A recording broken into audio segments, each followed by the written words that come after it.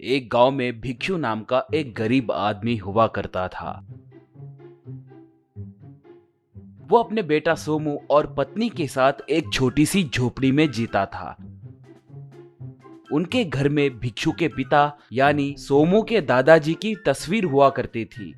वो लोग आए दिन उस तस्वीर को प्रणाम करते थे। आए दिन सोमू के ख्वाब में सोमू के दादाजी हर दम किसी जगह पर सब्बल से खोदते हुए दिखते थे। ये देखकर सोमू, दादा दादा आप क्या खोद रहे हो? कभी भी पूछे तो आप कुछ क्यों नहीं बताते? यूं पूछता था। उसके दादा कुछ बात करे बिना खोदते रहते थे। कहकर उन्हें छूते ही वो गायब हो जाते थे। तभी सोमू जग जाता था। एक बार सोमू पिता से, पिताजी दादाजी बहुत धनवान थे कहकर गांव वाले बात करते रहते हैं, क्या ये सच है? तो फिर हम अब गरीबी में क्यों हैं? वो क्यों आए दिन मुझे ख्वाब में दिख रहे हैं?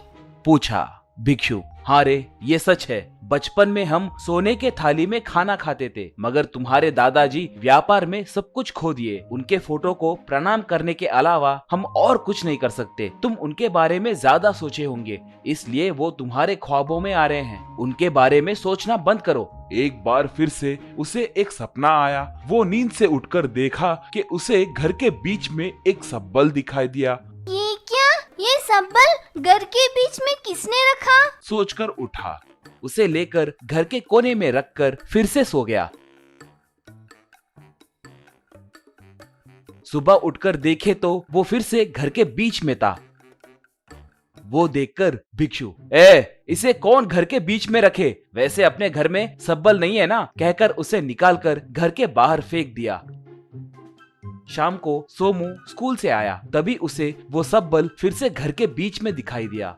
भिक्षु, रे ये सब्बल फिर से घर के अंदर कैसे आया? तुमने लाया है क्या? इसे निकाल कर फेंक दो, कहा। सोमू उसे फिर से घर के बाहर फेंक दिया।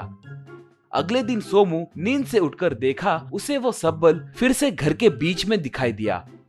ये देखकर वो दंग हो गया और माँ, पिताजी कहकर पुकारा। वो दोनों वहाँ पर आए। सोमू तब, माँ, मैंने इस सब्बल को कल बाहर फेंक दिया था, मगर ये फिर से घर के अंदर कैसे आया? आपने लाया क्या? पूछा।